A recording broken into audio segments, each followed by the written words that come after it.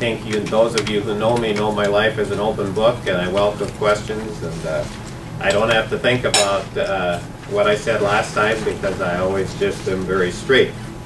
But let me begin with a couple of informal comments. One is you'll notice I have my debt chart with me, and wherever I go, the chart goes with me because I'm convinced that the national debt and the need to balance the budget is the most pressing issue facing us. And when we look at specific legislation, and I'm going to talk today about the so-called Farm Bill, that has to be done in the backdrop of this extraordinary national debt. You know that within the last couple of days, the total debt has exceeded $16 trillion, another milestone, not the kind of milestone that we like to have. But just to accentuate a bit how significant this is, in 2011, 20 cents out of every dollar the federal government collected went for interest on the national debt. By 2014, that's going to be about 25 cents out of every dollar going for interest. And obviously, the ability of the federal government to meet its commitments, whether it's to farmers, whether it's to people on food stamps, whether it's to people on Social Security and Medicare, whether it's to our highways, whether it's to the funding it does for education. The ability of the federal government to meet its obligations is seriously compromised by the debt and including the interest on the debt. So we absolutely have to solve this debt crisis. And I think you know my position is that we need to balance the budget. We need to balance the budget, I believe, in 5 years. And to do so, we need to cut spending about $200 billion a year. We also have to adopt some very serious pro-growth economic policies. And let me add to that, it's not that the economic growth policies of the United States are poor policies. We don't have policies. I mean, we do not have a strategy for economic growth. And one of the things I intend to bring to the table is the development of a reasonable strategy for freeing up the engine of free enterprise. And there's a lot that we can do. So we need to bring our GDP growth rate up. I think we can bring it up to 4%. We need to bring our spending down. And that's the way to deal with the deficit. One more chart I would like to put before us. And that is the chart that describes the growth in federal government spending relative to the growth in personal income. And the top line on the chart is the growth in the federal government. This only goes up to 2008, so I'm going to take us up to 2012. Because if we take us up to 2012, the line describing the growth in government actually goes off the chart. And when we look at the growth in personal income, which is the bottom line, if we take that up to 2012, that actually declines from a 32% growth to 28% growth. We have lost that much in personal income in the last 4 years. The bottom line is this, that from 1970 to the present, the federal expenditures have grown 12 times faster than personal income. And that is obviously not sustainable. And so clearly we have to change direction, both in terms of the debt and in terms of the growth of the federal government. Now, I'm a numbers guy, and I make my living by numbers. And this is why seed corn salesmen today don't give you jackets and hats. They give you calculators. But just in terms of important numbers, going back to 2002, the federal spending amounted to 18% of our gross domestic product. Today, that's up to 24%. And that is a big reason why the recovery, if you can call it that, is so anemic. It's because there's too much overhead, too much government overhead. And I believe we have to get back down to that 18% level. And I'll say more about that on other occasions. The last thing I'd like to mention before I go into my prepared statement is that I think it is quite evident that when the citizens elect someone to represent them in Congress, they elect that person, yes, to represent the interests of the citizens in that district in Congress, but they also are basically hiring that person to be a good financial manager for the country. And an acceptable candidate for Congress needs to bring both to the table. And I want to emphasize the good financial management side, because that is what we are so desperately lacking in the Congress that we are now dealing with in Washington. Good financial management dictates that the so-called farm bill that is being talked about, debated, and the like is not an acceptable bill.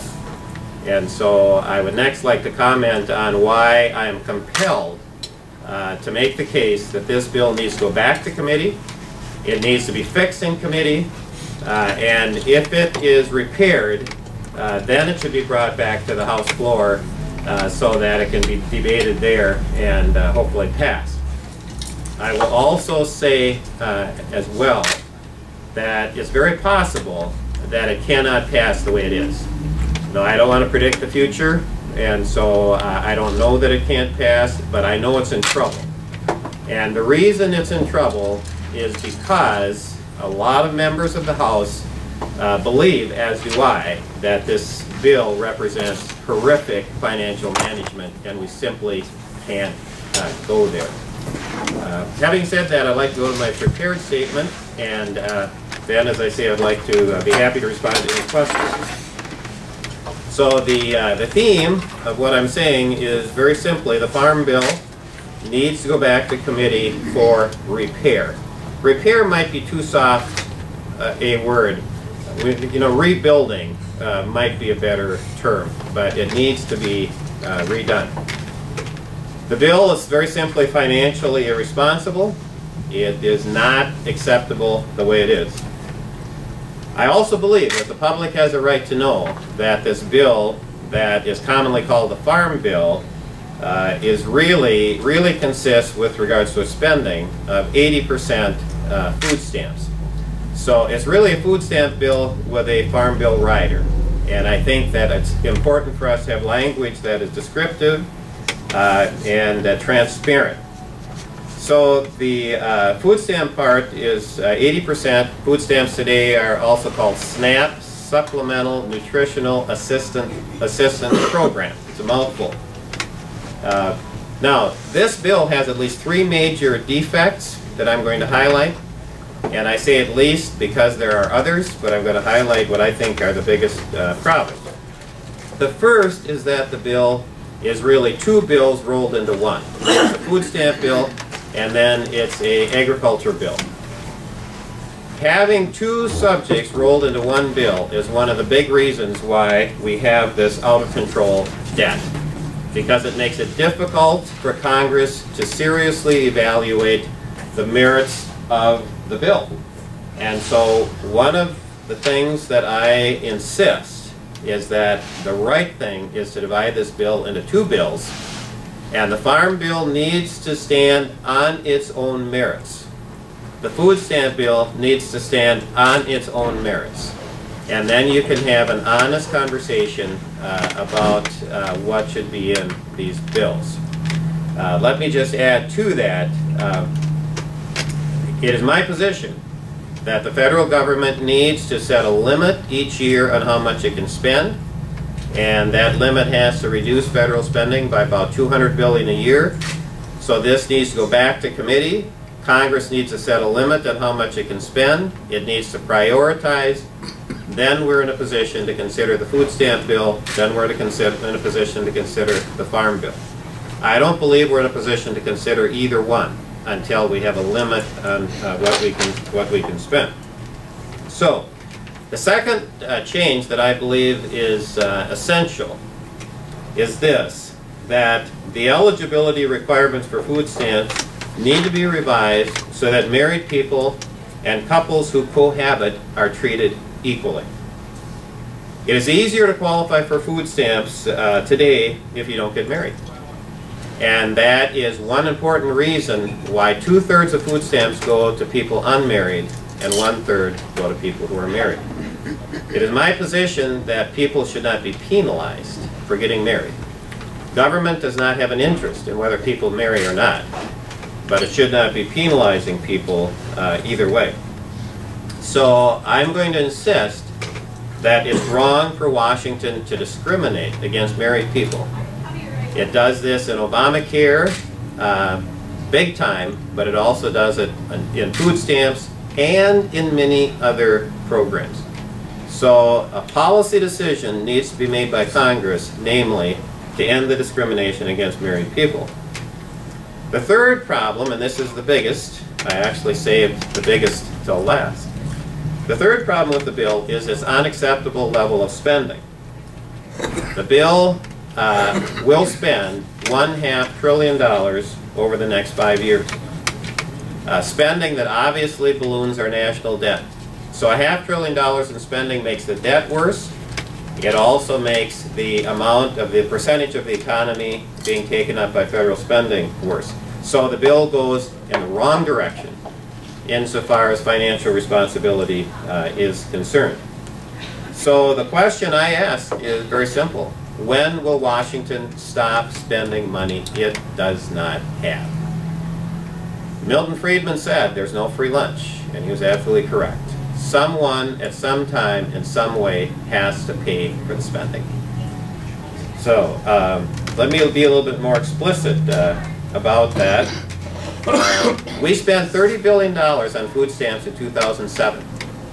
By 2011, according to the Congressional Budget Office, that increased to $78 billion.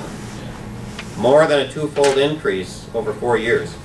The bill in front of us, called the food stamp bill, takes that up to $80 billion and writes it in law for the next 5 years. And so we're talking about $400 billion for food stamps over the next 5 years. That is money, ladies and gentlemen, that would largely be borrowed. Now to put that in perspective, I said 80% is food stamps. Only 11% of this bill includes subsidies for farmers. And then there's 9% for conservation programs. But it is primarily a food stamp bill. So this bill, which is before us now, puts before Congress the question of whether it is willing to change the destructive financial course it is presently following.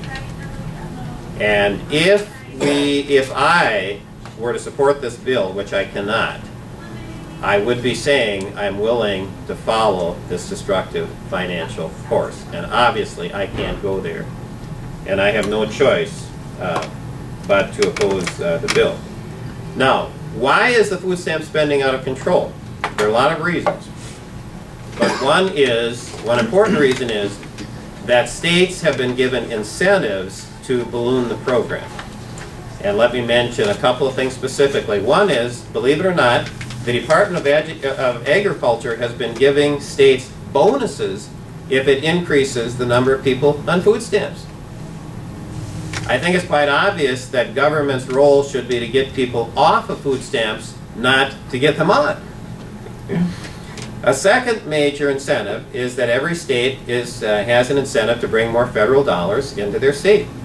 We're going to compete with Wisconsin, Iowa, Dakotas. Okay, they're bringing as many federal dollars in as they can, and so every state is in that game of having to compete with the others. Let's bring federal dollars in. Now, on top of this, USDA has been spending millions of dollars advertising, trying to get people on food stamps.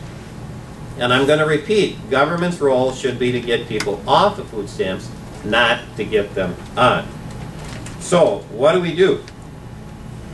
I favor the plan of Paul Ryan, which is to give states block grants instead of the food stamps, and the states then can run the program. The federal government has demonstrated that it is incompetent when it comes to running the food stamp program. And I say end of story. The states can do a much better job. States then can add their own money, if they wish, to the block grants they get from Congress. But we now will have an incentive for states to get people off the program and to manage the program in a financially wise manner, as opposed to the incentive of getting people on. So we have to change the incentives, we have to change the system so that states have that incentive. In addition, well, let me clarify. Right now, the federal government pays 100% of the food stamps. States only pay half of the administrative cost. And so that's part of the reason why states want to bring in this federal dollar. States need to have some skin in the game.